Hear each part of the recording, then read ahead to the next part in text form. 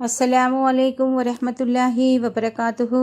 ఈరోజు హదీసు వెలుగు పుస్తక పఠనం నుండి ముస్లింల హక్కులకు సంబంధించిన హదీసులు తెలుసుకుందాం. దైవ సందేశహరులు సల్లల్లాహు అలైహి వసల్లం ఇలా ప్రబోధించారు: మనిషి 3 రాత్రులకు మించి తోటి సోదరునితో సంబంధాలు తెంచుకుని ఉండడం, ఇద్దరు దారిలో కలిసినప్పుడు ఎడముఖం పెడముఖంగా తప్పుకోవటం ధర్మసమ్మతం కాదు. వారిద్దరిలో సలాం చేసేందుకు ఎవరు ముందుకు వస్తారో వారు ఉత్తములు. ఇద్దరు ముస్లింలు ఏదైనా విషయంలో తగాదాపడి ఇద్దరి మధ్య మనస్పర్ధలు ఏర్పడి మాట లేకుండా పోవటం అన్నది జరిగినా వారు అలా 3 దినాలకు మించి ఉండరాదని ఈ హదీసు మనల్ని బోధిస్తుంది. సాధారణంగా ఆ ఇరువురు ఏమాత్రమైనా దైవభీతి గలవారైతే 2-3 రోజుల అనంతరం వారిలో పరస్పరం కలుసుకునే ప్రబల వాంఛ జనించటం సహజం. చివరికి వారిలో ఒకరు సలాం చేయడంలో ముందంజ వేసి ఆ పైశాచిక వైషమ్యాన్ని రూపుమాపుతారు. అందుకే ఈ హదీసులోనూ మరో హదీసులోనూ సలాం చేయడానికి ముందు వచ్చే వారి ఘనతను కొనియాడటం జరిగింది. మహాప్రవక్త సల్లల్లాహు అలైహి వసల్లం ప్రవచించారు: మీరు మిమ్మల్ని అనుమానాల నుండి రక్షించుకోండి, ఎందుకంటే అనుమానం అన్నది అతి నీచమైన అబద్ధం. ఇతరులను గురించి వివరాలు సేకరిస్తూ తిరక్కండి, అపరాధాలు వెతకడానికి ఇతరుల వెంట పడకండి, పరస్పరం పగ ప్రకోపాలకు తావివ్వకండి, అల్లాహ్ దాసులుగా పరస్పరం సోదరులుగా మెలగండి. ఈ హదీసు మూలంలో వచ్చిన కొన్ని పదాలను విశదీకరించటం అవసరం. దానివల్ల అసలు భావమేమిటో సునాయాసంగా అవగతమవుతుంది. తహస్సుస్, శ్రద్ధతో వినటం, చూడటం, ఒకరి మాటల్ని వినడానికి లేదా ఒకరి చేష్టల్ని చూడడానికి పొంచి ఉండి ఆ తరువాత ఆ విషయాన్ని ఆ వ్యక్తికి ప్రతికూలంగా ఉపయోగించటం ఇస్లాంకు విరుద్ధం అని దైవ ప్రవక్త ఇక్కడ బోధించారు. తజస్సుస్ అంటే రంధ్రాన్వేషణ, అంటే ఒకరి తప్పిదాలను పట్టుకునేందుకు పని కట్టుకుని నక్కి ఉండి అతని ఆ బలహీనతలను ప్రచారం చేసి అతన్ని అవమానపరచటం, ఇది ఇస్లాంకు బహు విరుద్ధమని హదీసు తెలుపుతోంది. తనాజుష్, ఇది వాణిజ్య సంబంధమైన పారిభాషిక పదం. దీనికి మన భాషలో దళారీతనం అనవచ్చు.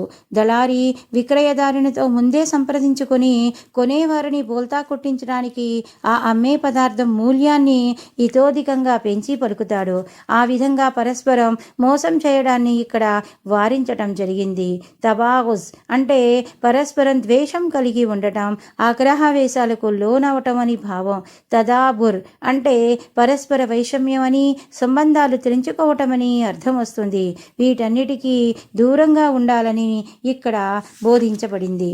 ఒకసారి దైవ ప్రవక్త సల్లల్లాహు అలైహి వసల్లం వేదికపైకి వచ్చి నిల్చొని చాలా హెచ్చు స్వరంలో ఇలా ప్రసంగించారు: కేవలం నోటితోనే ఇస్లాం స్వీకరించిన జనులారా, విశ్వాసం మీ ఆంతర్యాల్లో స్థిరపడలేదు. మీరు ముస్లింలకు బాధ కలిగించకండి, వారిని రెచ్చగొట్టకండి, వారిలోని లోపాలను వెంటాడకండి.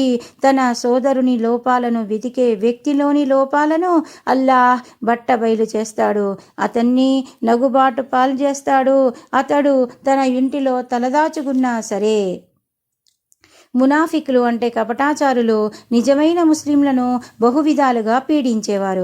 అజ్ఞాన కాలంలో అంటే ఇస్లాంకు పూర్వకాలంలో వారి వంశంలో జరిగిన లజ్జాకరమైన సంఘటనల్ని, బలహీనతల్ని ఎత్తి పొడుస్తూ జనుల ముందు ప్రస్తావించేవారు. అలా చేసేవారినే ఈ హదీసులో చివాట్లు పెట్టడం జరిగింది. ఇంకా కొన్ని హదీసుల్లో ఈ ప్రసంగం జరిగేటప్పుడు మహాప్రవక్త సల్లల్లాహు అలైహి వసల్లం కంఠం చాలా హెచ్చు స్థాయికి పోయిందని, అప్పుడు ఆ చుట్టుప్రక్కల ఇళ్లల్లో ఉన్న మహిళలు దాన్ని విన్నారని ఉంది. మహాప్రవక్త సల్లల్లాహు అలైహి వసల్లం ఇలా తెలిపారు: నా ప్రభువు నన్ను ఆకాశాల మీదికి తీసుకు వెళ్ళినప్పుడు అక్కడ నాకు కొందరు వ్యక్తులు తటస్థపడ్డారు. వారి చేతి గోళ్లు ఇత్తడివి, వాటితో వారు తమ ముఖాన్ని రొమ్మును పొడుచుకుంటున్నారు. నేను జిబ్రీల్ని వారిని గురించి అడగ్గా, వీరు ప్రపంచంలో ఇతరుల మాంసం తినేవారు, ఇతరుల గౌరవాన్ని భంగపరిచేవారు అని బదులు పలికారు.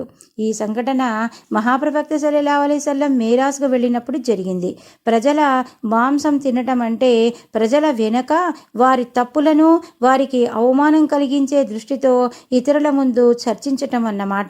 ఈ చెడుగును దివ్య ఖురాన్లో కూడా హేయమైనదిగా ప్రస్తావించటం జరిగింది. మహాప్రవక్త సల్లల్లాహు అలైహి వసల్లం ఒకసారి ఒక ముస్లిం పట్ల మరొకరికి 6 బాధ్యతలున్నాయి అని ప్రవచించారు. అప్పుడు అక్కడ ఉన్నవారు అవి ఏవి అని అడగగా ఆయన ఈ విధంగా బోధించారు. నీవు ముస్లిం సోదరుడిని కలిస్తే అతనికి సలాం చెయ్యి. అతను అంటే భోజనానికి ఆహ్వానిస్తే ఆహ్వానాన్ని స్వీకరించు. అతను నీ ద్వారా ఏదైనా మేలును కాంక్షిస్తే దాన్ని అందజెయ్యి. అతను తుమ్మి అల్హమ్దులిల్లా అని అంటే నీవు దానికి యర్హముకుల్లా అని బదులు పలుకు. అతను వ్యాధిగ్రస్తుడైతే వెళ్ళి పరామర్శించు. అతను దివంగతుడైతే అతని జనాజాకు తోడుగా వెళ్ళు.